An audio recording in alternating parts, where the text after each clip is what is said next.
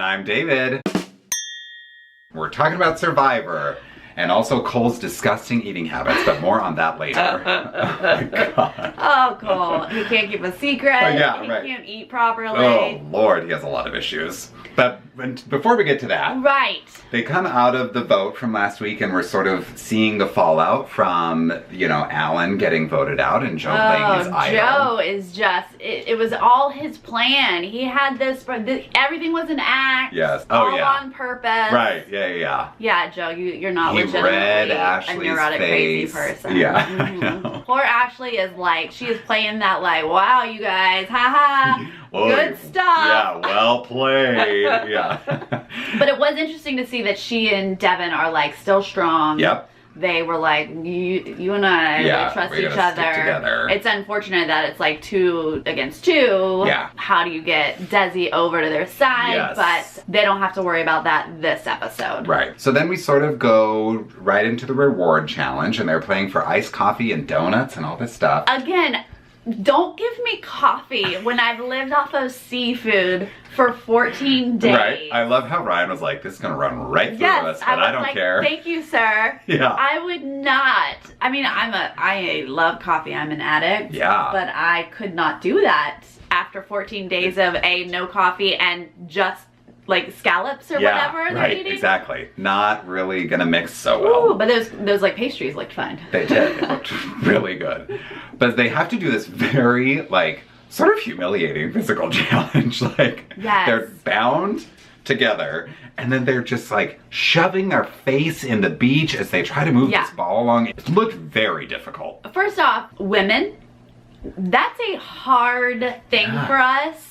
And I thought it was shocking that the men did worse. Like the women actually powered through. They did. And there were just like a few guys who struggled. Yeah. But I was like, guys, you're fine. Yeah. But the women are literally like their bathing suits are Desi falling was like off. a beast. Yeah. She was like tearing it up. Crazy. So good. Yeah. But Ryan is the one who struggles the most on the He yellow lost tribe. his ball like multiple times. And I was shocked that he was the only one losing his ball because I'm like, trying to push that thing up a hill when you can't move your hands and feet. How did more people not lose the ball continually? It just made him look so pathetic. Oh, it really did. And his team was so nice about it in the moment. They're like, keep going, keep trying. Right. But like, it was pretty hopeless. And luckily it was just for reward. Right. And then as he sort of explains, like because of that, he really needed to up his social game, make people laugh back at camp. Yes. You know, make sure he's okay. Yeah, so that's really his strength and people like him a lot. So, but he's got to like make sure that people are good with him and he's entertaining everybody. Right. And that's his strategy back at camp when he's very apologetic for basically losing it for the team. Yeah. And then we also see, you know, like Sarah said, we see back at the blue tribe, it's 2 versus 2. Devin and Ashley are talking. They have each other's back. How do we get Desi over to turn on Joe? That's sort of what's going on with the blue tribe. Yeah. Then on the red tribe, Cole is putting entire communal spoons in his mouth, licking his finger and putting it back in a jar, going back for seconds. I'm like, what and is like wrong Lauren with you? pointed out, she's like, it's like outside, you're already dirty and gross. Yes. And she's like, he'll do that and then he'll like scratch his leg. Yeah. You know, it's like, ugh. It's so gross. Yeah. And like, I feel clean. like Cole is just super hot and used to doing whatever he wants. And people are like, it's cool, you're good looking. But Lauren and Ben could not care less how good looking Cole is, and they are clearly like annoyed at his behavior around camp. So he might be a big target on that tribe. Yeah, especially if he can't keep his mouth shut. Yeah, in more ways than one. Right. From there, right, don't we go to the immunity challenge? We go to the immunity challenge. Oh wait, no. Someone finds an idol. Right. Dr. Mike. It was interesting because he was with Jessica, Jess, and she was like, dig, search. I'm gonna just fill up the water. Yep. And he's just digging. And he actually finds it, but of course she's there with him. Right. So it's one of those awkward, okay, 2 people know it, but at least those 2 really do genuinely work together. And they were healers before, so they've already had this thing, but thank God Cole doesn't know. I hope they don't tell him. I know. Then everyone will know. He said, this is just between us, and I was like, are you guys specifically saying not Cole? Right. Because you need to say that. Yeah, right. Oh boy. So that was big for Mike, especially because I don't think that he has the best social game. We haven't really seen too much so far, but like... And he is usually the one to sit out of most competitions. Yeah, right. Like, he's obviously not a comp beast. So he's going to be a target target at some point. Yeah. He's going to need that. So now he's got that in his back pocket. Then we go to the immunity challenge. Immunity challenge. It's very physical, in the water, heavy rice bags, and it ends up being... balance beams. Oh, God. Yeah. And then lots of layers. From the beginning, JP looks beautiful. Yeah, he does. I was like, holy moly. And I actually thought to myself, it's such a shame that Ashley isn't able to watch him. She's so busy. She's missing out on her god JP just like I kind of felt bad for her. Poor Ashley, really. But interestingly enough, Chrissy, who we've adored, she's been very strong strategically, but she has balance issues. Yeah. And she couldn't carry first across, there's one balance, and then the second thing, or the last thing with the ball, you have to balance. And so she tries to balance, and she's like, I gotta take my shoes off. Somebody else go. Somebody else go. And then she goes back up with her shoes off, and she does a little bit better, but she keeps falling off. Yeah. And it was awkward because she did say, who else wants to try? Yeah. And they were like, if you want. Yeah. But Rourke like, really? specifically was like, I can switch if you want. But it just felt like a weird sort of Patrick situation again, where only one person is really going and no one else is stepping in to help. And like maybe they were trying to blame Chrissy, or I couldn't tell if they were trying to pin all the blame on her, or if she was just trying to do too much and trying to prove herself and ended up just failing alone. I couldn't tell. I mean, maybe it was because they were already lagging, and so they were trying to pin it on Chrissy. Could be. But the difference with the previous situation was they previously were like, give someone else a try, give someone else a try, and that person was ignoring them. This time, the person doing it was like, do you guys want to try? Yeah. And nobody was actually being like proactive about it. Stepping up. They were just saying, if you want, and then not moving. So true. So when you're like in the middle of a competition, I mean, are you really going to stop down and be like, yeah, I do, go ahead? Yeah. No, that person needs to run up. And be like, okay, I got it. Like, take the ball. Take the thing. And go, right? Right. You would so think. I thought it was awkward on, like, kind of on both ends. Yeah, so maybe you're right. Maybe they saw, like, this is a losing game, so let's just, like, throw Chrissy under the bus. Right, especially since we know that Rourke was already targeting Chrissy. Yeah. Maybe that was in her head. Yeah. I wouldn't want to lose and go to tribal, but if you think you're already going to lose. Right, because Rourke does know that she's on the bottom of this tribe, and we've already at this point in the episode seen her sort of scheming with Allie a little bit, trying to figure out a way to build relationships with these people, and I think she probably saw Chrissy as an easy target at this point. Yeah, Rourke had an interesting strategy, which I thought it was really smart, because her tribe had never gone to tribal. She was part of the strong tribe. Yep.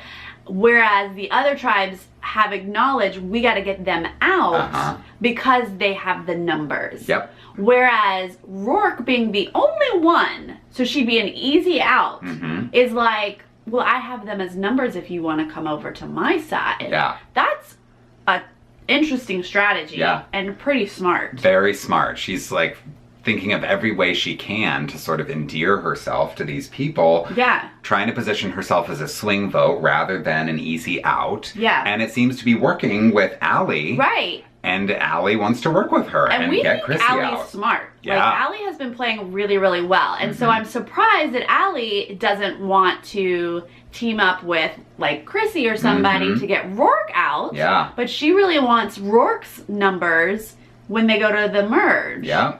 So that was all very interesting, and they sort of set that up before they lost the competition. So now after they've lost, Allie and Rourke sort of solidify, let's get Chrissy out. Yeah.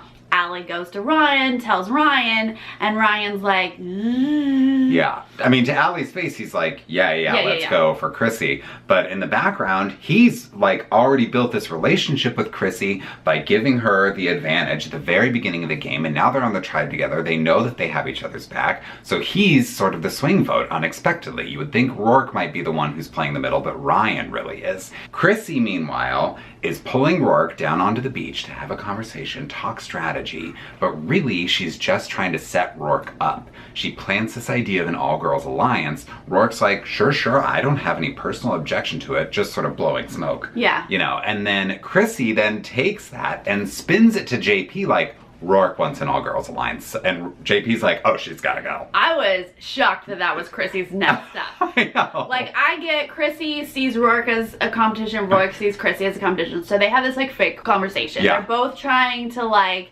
manipulate the other person, but they're both, like, I'm not falling for your crap. Right. The fact that Chrissy then went to JP and, like, told that flat-out lie, I was like, hey, yo! Right. But she had to do that because, as we saw, JP was very much like, well, Rourke's good in competitions. Like, maybe we don't want to get Rourke out. Chrissy had to come up with something definitive to make JP be like, oh, she's got to go. And that was to say, Rourke sees that the girls are in the majority and she just wants to knock the guys out one by one. And that made JP turn very quickly against Rourke. And so then Chrissy turns to Ryan, and she doesn't lie to Ryan. Nope. Which was an interesting sign. But she does explain, like, you know, Rourke is dangerous and she's very smart and strategic and she's got to go. Yeah. And so Ryan, part of the editing, Ryan says, I'm going to make the decision. He sees he's in the middle. I'm the swing vote. I'm going to make the decision that's best for me. Yes. Does he stick with this, like, person who's worked with him for this whole time, Allie? Or does he stick with this girl who's sort of devoted to him,